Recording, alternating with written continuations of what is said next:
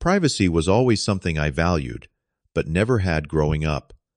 When I finally saved enough to buy my first house, I kept it secret, wanting to reveal it on my own terms. But 3 weeks after moving in, I returned home early to find my mother giving an unauthorized tour to my brother's wife, Amanda, and her friend, pointing out things she would definitely change. I smiled politely, waited for them to leave, then immediately called a locksmith. Before I continue this story, let me know where you're watching from, and do not forget to like and subscribe.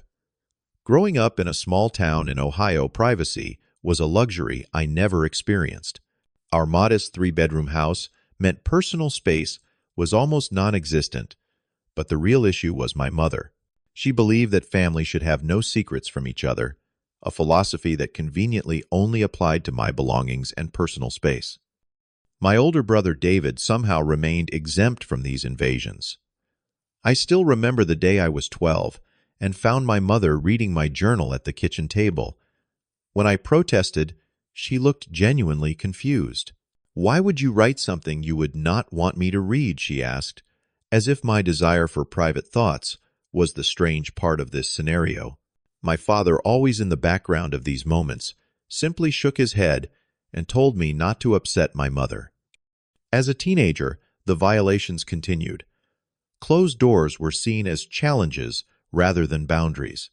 My mother would barge into my room without knocking, rummage through my backpack when I got home from school, and monitor my phone calls by picking up another extension. When I tried establishing boundaries, I was told I was being too sensitive or acting suspicious. David would smirk during these confrontations, secure in his position as the favored child who somehow deserved the privacy I was denied. The final straw came during my senior year of high school, when my mother found college application materials for universities far from home. She cried for days, accusing me of betraying the family by wanting to leave. My father pulled me aside and suggested I consider the community college nearby to keep the peace.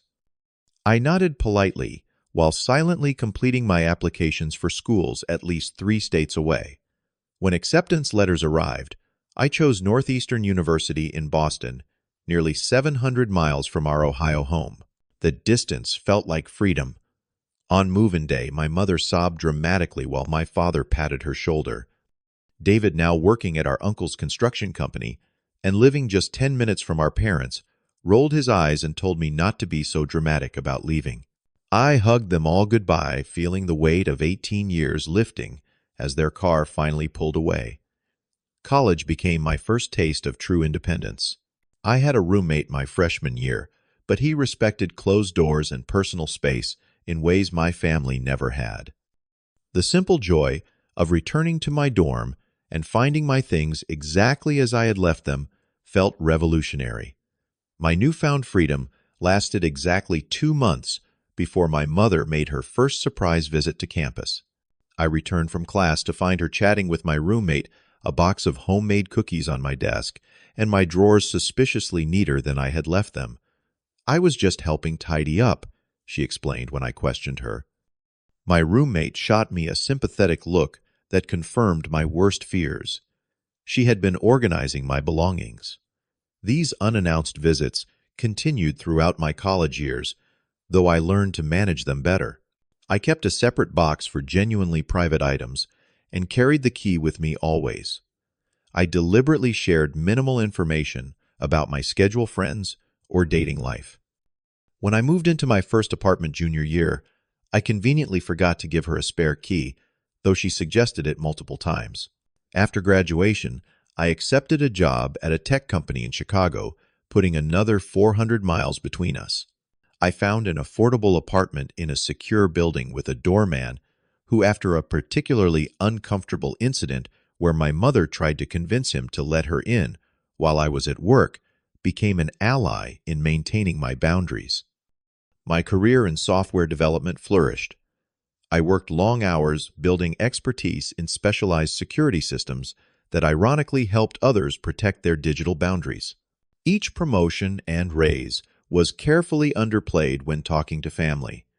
I learned that information shared was information exploited, so I became strategic about what I revealed. The apartment incident happened 3 years into my Chicago life. I returned from a week-long business trip to San Francisco to find my apartment subtly but undeniably different. Throw pillows I had never purchased adorned my couch. My bookshelves had been reorganized by color rather than author. The refrigerator contained casseroles in unfamiliar containers. When confronted by phone, my mother sounded genuinely confused by my upset. "I just wanted to surprise you with some homey touches," she explained. The doorman remembered me from last time. That night, I made 2 decisions. First, I would move to a building with better security protocols. Second, I would begin saving aggressively for a house of my own. Not just an apartment, but a house with a yard and a fence and locks I controlled completely. Over the next 4 years, I lived well below my means. Each promotion and bonus went directly into savings. I invested carefully consulted with a financial advisor and watched my house fund grow. As a senior developer with a substantial salary, my goal became increasingly attainable. Throughout this time, I shared none of these plans with family, describing my career in vague terms and redirecting personal questions. When I hit my savings target last year, I contacted a realtor named Jordan, who came highly recommended by a colleague. At our first meeting, I made my requirements clear: absolute confidentiality throughout the process, a house with privacy features like mature landscaping and fencing, and all communications sent to a private email account and P.O. box I had, established specifically for this purpose. "Family situation?" Jordan asked knowingly after hearing these requests. "Something like that," I replied, appreciating that she asked no further questions. The search took 3 months. We viewed dozens of properties before finding the perfect craftsman-style home in a quiet neighborhood. Built in the 1920s but recently renovated, it offered the ideal combination of character and modern amenities. Mature oak trees shielded the front from street view, and a 6-foot wooden privacy fence enclosed the backyard. The home office space would be perfect for days working remotely, and the guest room could accommodate friends without making me feel obligated to host family. The closing process was excruciating, but ultimately successful. On a bright Tuesday morning in April, Jordan handed me the keys with a wide smile. "Congratulations, homeowner," she said, adding with a wink, "your secret is safe with me." That first night in my own home was indescribable. I walked through each room marveling at the space that was entirely mine. I slept better than I had in years, knowing no one could enter without my explicit permission. For the first time, I had a true sanctuary. The following weeks were filled with furnishing and decorating decisions. I chose items that reflected my personal taste rather than what would please others. The home office took shape with an ergonomic desk setup and bookshelves for my technical library. The backyard became an outdoor relaxation space with comfortable seating and ambient lighting for evening unwinding. I planned to reveal my new home to family and friends once everything was perfectly in place. A housewarming party where I controlled the narrative and established expectations from the beginning. Unfortunately, an intensive work project pushed back my timeline. 3 weeks turned into 5, then 6. I was so focused on meeting my deadline that I failed to notice the warning signs that my careful secrecy had been compromised. The discovery happened on a Thursday afternoon. A client meeting had been canceled unexpectedly, giving me a rare opportunity to head home early. As I turned onto my street, I immediately noticed 2 unfamiliar cars in my driveway. One was my mother's blue sedan, impossible to mistake. The other, a gray Toyota I did not recognize. Instinctively, I parked on the street instead of pulling in. Something about the situation made me cautious. As I approached on foot, I heard voices through the partially open living room window. My mother's distinctive tone carried clearly in the quiet afternoon. "The wall color is just so bland," she was saying. "I told Edgar beige was a mistake, but he always thinks he knows better. We will help him brighten this place up properly." A laugh I recognized as belonging to Amanda, my brother's wife, of 3 years followed. This whole place screams bachelor pad. Those leather couches must go. And what is with all these books? Nobody needs this many books. A third voice, unfamiliar to me, chimed in. So, how much did he pay for this place? The market is crazy right now. 420,000. My mother answered promptly, sharing financial information I had never disclosed to her. He put down 20%.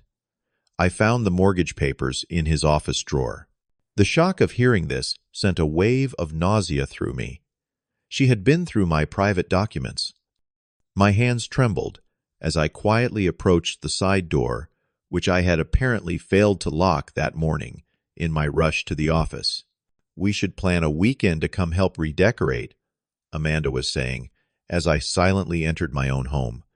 David is good with paint, and we could replace these hideous curtains. Lisa has a wonderful eye for design, my mother replied to the woman I now assumed was the owner of the third voice. Perhaps you could help too. Edgar never had much taste. I stepped into the living room doorway, and 3 heads turned in surprise. My mother recovered first, her shocked expression quickly morphing into a bright smile that never reached her eyes. Edgar. What a surprise. You are home early, she exclaimed. I was just showing Amanda and my friend Lisa your lovely new home. Lisa, this is my younger son I was telling you about. Lisa, a petite woman with uncomfortable recognition dawning on her face, gave a small wave. Amanda's surprise transformed into a smug smile as she watched my reaction. How did you get in? I asked quietly, fighting to keep my voice level. Oh, I found the spare key you had hidden by the back door, my mother replied casually. Very predictable hiding spot, honey. Under the flower pot is the first place anyone would look. I did not hide a key there, I said, my stomach dropping. And I did not give permission for anyone to be in my home when I am not here. Amanda scoffed. Permission. We are family, Edgar. Family does not need permission. My mother nodded in agreement while Lisa looked increasingly uncomfortable, edging toward the door. Actually, I said, my voice steadier than I felt. Everyone needs permission to enter someone else's home. I would appreciate it if you would all leave now. Do not be ridiculous, my mother said, her smile tightening. We came all this way to see your house.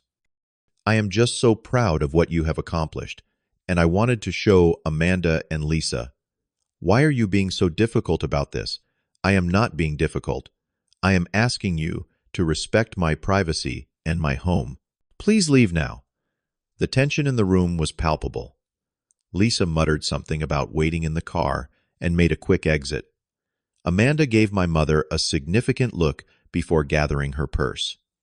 My mother stood her ground for a moment, longer disappointment and anger flashing across her face before she grabbed her jacket. I do not understand why you are making such a big deal about this, she said as they moved toward the door.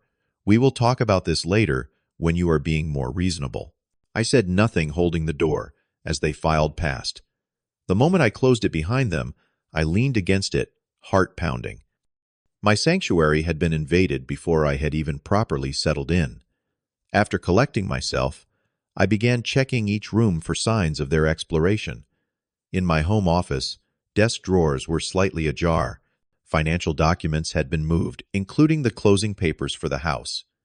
In my bedroom, the closet door stood open, and items had clearly been examined. The spare bedroom door, which I always kept closed, was wide open. A text message from my next-door neighbor confirmed my growing suspicions. Saw your mom and some others at your house yesterday, too. Thought you might have been giving them a tour. This had not been the first visit. Who knew how many times they had entered while I was at work? As I continued investigating, my phone rang. It was my Aunt Carol from my mother's side of the family. Edgar, congratulations on the new house. Your mother showed me pictures. When can I come see it in person? I ended the call quickly, making a vague excuse. The violation was spreading through the family network like wildfire. My private purchase, my personal milestone, had been coopted without my knowledge or consent, The final straw was discovering small decorative items I had never purchased placed strategically around the house. A floral arrangement on the coffee table, a decorative clock on the mantel. My mother had not just invaded my space, she had begun marking it as her territory. I called a locksmith immediately. The family fallout was swift and predictable. My brother David called that evening, his voice tight with anger. "What is wrong with you?" he demanded without preamble. "Mom is crying because of how you treated her today. She entered my house without permission," I replied calmly. "She went through my personal documents and brought strangers into my home. She is your mother. She was excited about your house and wanted to show it off. Why do you always have to be so weird about everything?" This was a familiar dynamic. My boundaries were weird, while their violations were normal. Before I could respond, my phone buzzed with a group text from my mother to the entire extended family. "Please pray for Edgar. He is going through something difficult and lashed out today. He has always been sensitive, but this was extreme even for him." The texts and calls poured in throughout the evening. Uncle Tom suggested I let it go for the sake of family harmony. Cousin Beth reminded me that family is all we have in this world. My father predictably called to ask me to apologize to my mother, even if you think you are right, just to keep the peace. The only surprising response came from my cousin Sarah, who texted privately, "For what it is worth, I think what she did was totally out of line. Stand your ground." The next morning, Sarah called with disturbing news. "Just so you know, your mom is showing house photos to basically everyone in the family. She has a whole album on her phone. And she is telling people about your finances, too." That same afternoon, Amanda posted on social media, looking forward to helping redesign a stubborn relative's bachelor pad. Some people just need a woman's touch to make a house into a home, even if they do not realize it yet. Several family members commented with laughing emojis and encouraging messages. The pressure continued building over the next week. My mother acted as if nothing had happened, texting me about unrelated topics and sending links to furniture she thought would really improve your living room. My father called daily with peacekeeping attempts that always somehow required me to be the one compromising.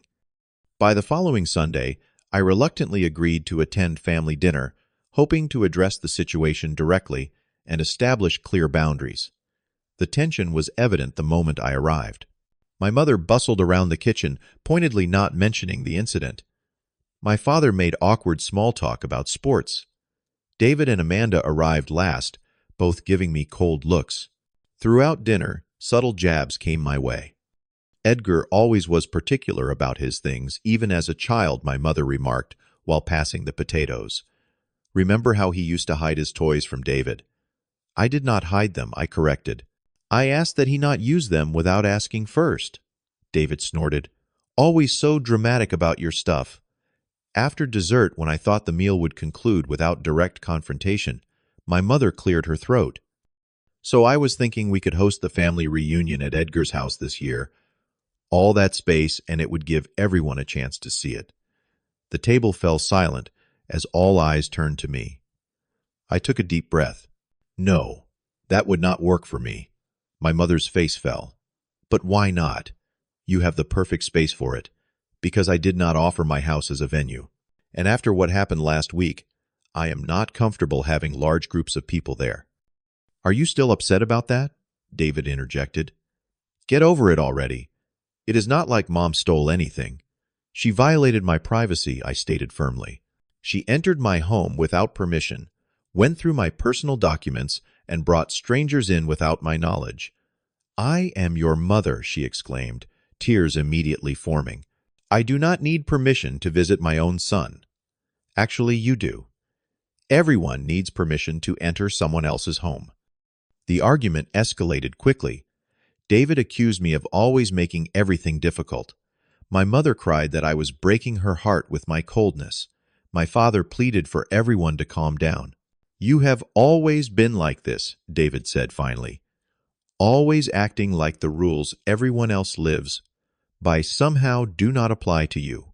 The irony of this statement coming from the family member who routinely ignored my boundaries while demanding his own be respected was not lost on me. I left shortly after driving home with the heavy realization that nothing would change. The patterns established in childhood were too deeply entrenched. The breaking point came 3 days later. I opened my email to find a message from my mother with an attached document titled Renovation Plans for Edgar's House. Inside was a detailed room-by-room plan for completely redecorating my home, changing paint colors, replacing furniture, and even suggestions for knocking out a wall between the kitchen and dining room. Simultaneously, Amanda added me to a Pinterest board labeled Edgar's House Makeover, filled with design ideas that completely contradicted my personal taste and aesthetic. Most featured bright floral patterns and country-style decor that I actively disliked. A text from David followed Mom gave us the spare key she had made. We are thinking about coming over Saturday to take measurements for the new curtains. My neighbor Mark called that evening. Hey, just wanted to let you know, your mom and some woman were trying doors and looking in windows earlier today. They left when I came outside and asked if they needed help. The final revelation came when my Aunt Carol mentioned casually that my address had been added to the family directory with a note saying I had an open-door policy and family was welcome anytime. That night, I called my mother directly. The conversation was brief and clarifying. I need you to understand that entering my home without explicit permission is not acceptable, I said clearly. I do not understand why you are being this way, she replied. A son should not have secrets from his mother. What are you hiding that you are so afraid of me seeing? I am not hiding anything. I am an adult establishing normal boundaries. There should not be boundaries in families, she insisted. That is not how I raised you. In that moment, everything became crystal clear. The patterns would never change unless I forced the change. No amount of discussion or explanation would make her understand or respect my boundaries. The decision point had arrived: continue allowing these violations or take decisive action. The clarity was painful but liberating. I thanked her for her time and ended the call. Then I made a list. The next morning, I contacted the highest-rated security company in Chicago. By noon, a technician was at my house installing a comprehensive security system, including cameras, motion sensors, and smartphone alerts. The locksmith arrived shortly after changing every external lock and ensuring the new keys could not be easily duplicated. I created a laminated card with visitor protocols that I attached to the front door. It clearly stated that all visits required advance notice and confirmation, unexpected guests would not be accommodated, and unauthorized entry would be treated as trespassing with appropriate legal consequences. That evening, I sent a detailed email to my entire family, explaining my new home policies. I was clear that these rules applied to everyone, not just certain family members, and that I would no longer tolerate violations of my personal space. I ended by stating that those who could respect these boundaries would always be welcome with proper notice.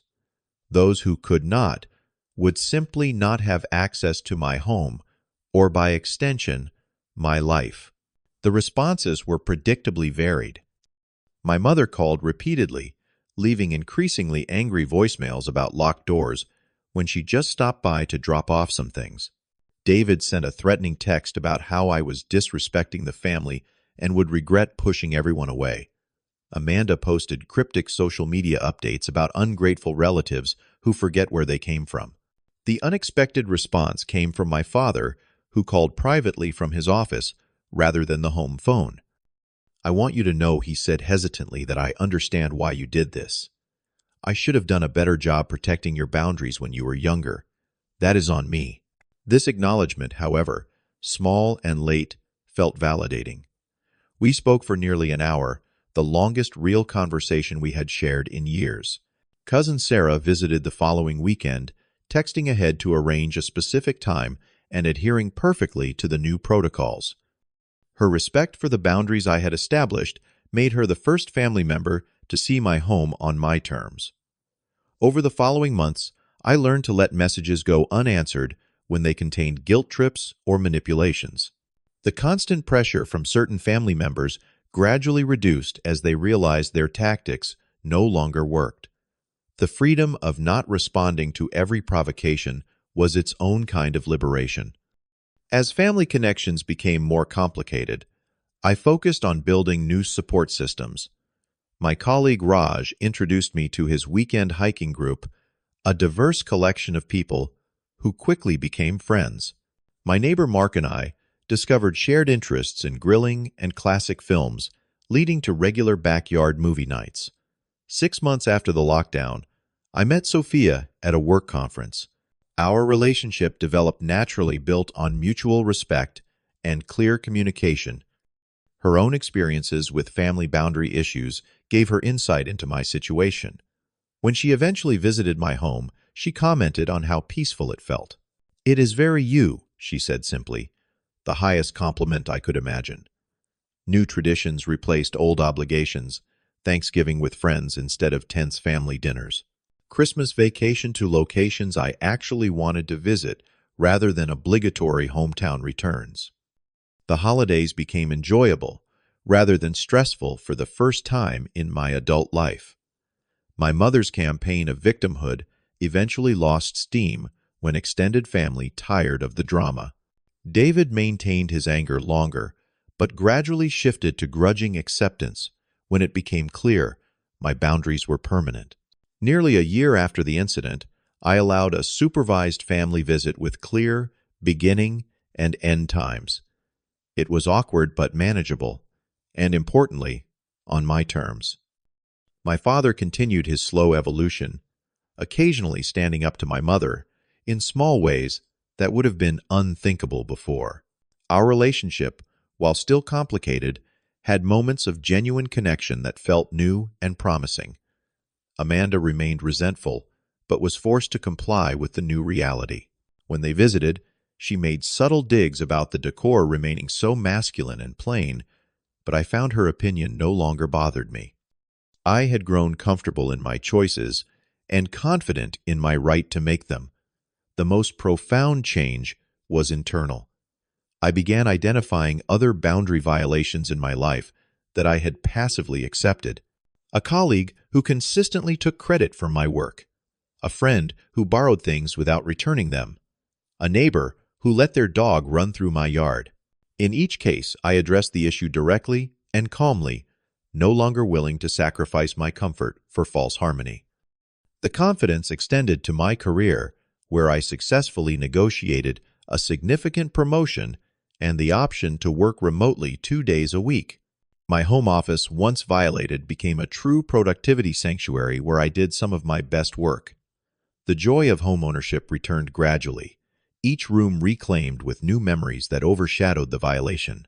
Backyard barbecues with friends, movie nights with Sophia, quiet mornings with coffee, and a book in complete peace.